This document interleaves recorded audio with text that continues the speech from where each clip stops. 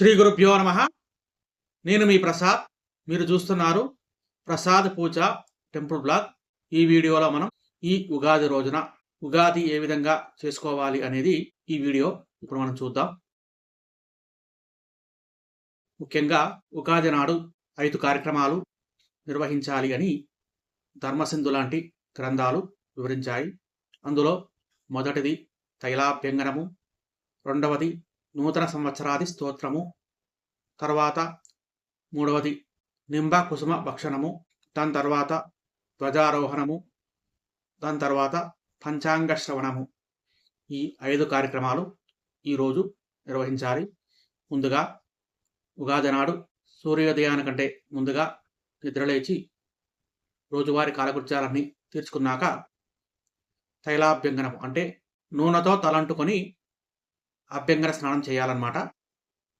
ముఖ్యంగా చెప్పాలంటే ఈరోజు నూనెలో మహాలక్ష్మి, అలాగే నీటిలో గంగాదేవి ఉంటుందని మన శాస్త్రవచనం కాబట్టి ఈ విధంగా మనం గనక ఆచరిస్తే వారికి లక్ష్మీదేవి యొక్క అనుగ్రహం కలుగుతుందని శాస్త్రంలో వివరించారు. ఇది మొట్టమొదలు చేయాల్సినటువంటి కార్యక్రమం. దాని తర్వాత నూతన సంవత్సర స్తోత్రం అంటే జనరల్గా చెప్పాలంటే ఈ నూతన సంవత్సరానికి సూర్యుడికి అర్ఘ్యప్రదానం ఇవ్వడము, తర్వాత మామిడి తోరణాలతో ఇంటిని అలంకరించుకోవడం, అలాగే పూజా మంటపాన్ని కూడా అలంకరించుకోవాలి. దాని తర్వాత పూజా మంటపాన్ని నిర్మించి దానిపై నూతన సంవత్సర పంచాంగాన్ని ఉంచి ముందుగా గణపతి పూజ, దాని తర్వాత ఈ పంచాంగానికి పూజ, దాంతోపాటు మన ఇష్టదేవతారాధన కూడా చేసి ఈ ఉగాది పచ్చడిని నివేదించాలన్నమాట, నైవేద్యం పెట్టాలన్నమాట. దాని తర్వాత మనము ఆ ఉగాది పచ్చడిని సేవించాలి. ఈ ఉగాది పచ్చడి కూడా మనకు 6 రుచులు మాత్రమే దీంట్లో ఉంటాయి. దాంట్లో ఉప్పు, దాని తర్వాత పులుపు కోసమేమో చింతపండు, ఇక కారం కోసమేమో మిరియాలు, చేదు కోసమేమో వేప, దాని తర్వాత తీపి కోసమేమో బెల్లము, లేదా కొంతమంది తేనె కూడా వాడతారు, కానీ బెల్లమే ముఖ్యమైనదన్నమాట. దాంతోపాటుగా వగరు కోసమేమో మామిడి పిందెలు. ఈ విధంగా ఈ 6 పదార్థాలతో ఉగాది పచ్చడి తయారు చేయాలన్నమాట. దీంట్లో కొద్దిగా నెయ్యి వేసి, ఎందుకంటే దేవుడికి నివేదన చేస్తాం కాబట్టి నెయ్యి వేసి నివేదన చేయాలి. నివేదన చేసి మామూలుగా దేవుడు పూజ అయిపోయి నివేదన అయిపోయినాక అప్పుడు మనము ఈ ఉగాది పచ్చడిని సేవించాలన్నమాట.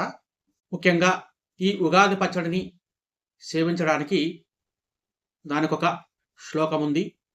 ఆ శ్లోకము శితాయు వజ్రదేహాయ సర్వసంపత్కరాయ చ సర్వారిష్ట వినాశాయ నింబక దళభక్షణం. ఈ శ్లోకాన్ని చెప్పుకొని ఉగాది పచ్చడి సేవించాలి.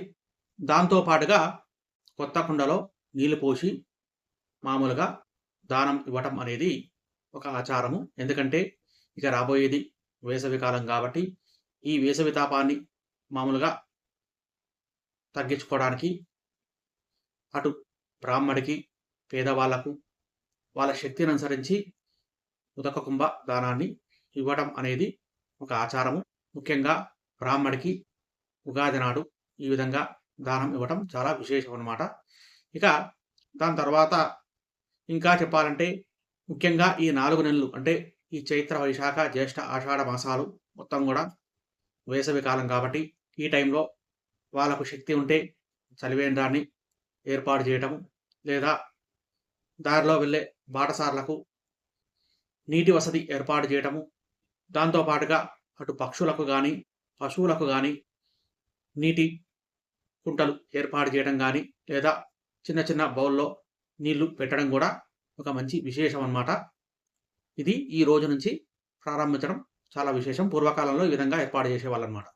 ఇది ఇంకొక కార్యక్రమం. దీని తర్వాత దీంతో పాటుగా ధ్వజారోహణము అంటే పూర్వకాలంలో విజయానికి గుర్తుగా రాబోయే కాలమంతా కూడా అన్ని రకాలుగా మనకు విజయాలు కలగాలనే ఉద్దేశంతోని మామూలుగా ధ్వజాన్ని అంటే ఒక జెండాను ప్రతి ఇంటి ముందు ఏర్పాటు చేసేవాళ్ళు. ఈ మధ్య పెద్దగా లేదు గానీ, పూర్వకాలంలో ఈ విధంగా జరిగేదనమాట. కాబట్టి ఇది ఇంకొకటి. దీంతో పాటుగా పంచాంగ శ్రవణము. ఈ పంచాంగ శ్రవణము ఎందుకంటే, ఉగాది అనే మాట అటు సంవత్సరాన్ని గూడా యుగము అని గూడా పర్యాయపదంగా ఉందనమాట.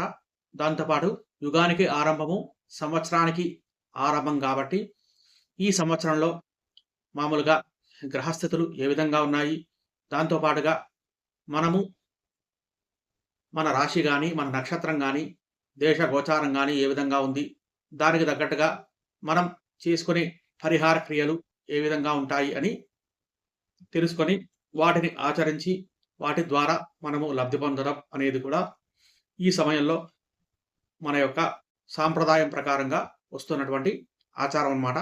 కన్‌క్లూజన్‌గా చెప్పాలంటే, ముఖ్యంగా ఈ ఉగాది నాడు ఉదయాన్నే లేచి అంటే సూర్యోదయానికి పూర్వమే నిద్ర లేచి, కాలకృత్యాలు తీర్చుకొని, తర్వాత తైలాభ్యంగన స్నానము ఆచరించి, దాని తర్వాత మామూలుగా మామిడి తోరాలు ఏర్పాటు చేసుకొని, దాంతో పాటుగా పూజా మంటపాన్ని ఏర్పాటు చేసుకొని, పూజా మంటపంలో ఇష్టదేవతతో పాటుగా ముఖ్యంగా ఉగాదికి బ్రహ్మదేవుడిని ముఖ్యంగా పూజించాలన్నమాట. కాబట్టి బ్రహ్మదేవుడితో పాటు మన ఇష్టదైవాన్ని గూడా పూజించి, పంచాంగాన్ని పూజించి, దాని తర్వాత ఈ ఉగాది పచ్చడిని సేవించి, దాంతో పాటు ధ్వజాన్ని ఏర్పాటు చేయడం, ఉదక కుంభ దానాన్ని చేయడం, దాని తర్వాత పంచాంగ శ్రవణాన్ని వినడం. ఈ 5 ప్రక్రియలు ఈ ఉగాది నాడు ఆచరించే ముఖ్యమైన విధులన్నమాట. కాబట్టి ఇవి మనమందరము వాళ్ళ వాళ్ళ వీలుని బట్టి చేసుకొని సుఖంగా జీవిద్దాము. ఈ సంవత్సరం అంతా కూడా సుఖ సంతోషాలతో అందరూ వర్ధిల్లాలని కోరుకుంటూ, ఈ వీడియో గనక మీకు నచ్చితే లైక్ చేయండి, షేర్ చేయండి. అలాగే మన ఛానల్‌ని గనక ఎవరైనా సబ్స్క్రైబ్ చేసుకోకపోతే దయచేసి సబ్స్క్రైబ్ చేసుకోండి. గోబ్రాహ్మణేభ్యః శుభమస్తు నిత్యం. లోకాః సమస్తాః సుఖినో భవంతు. స్వస్తి.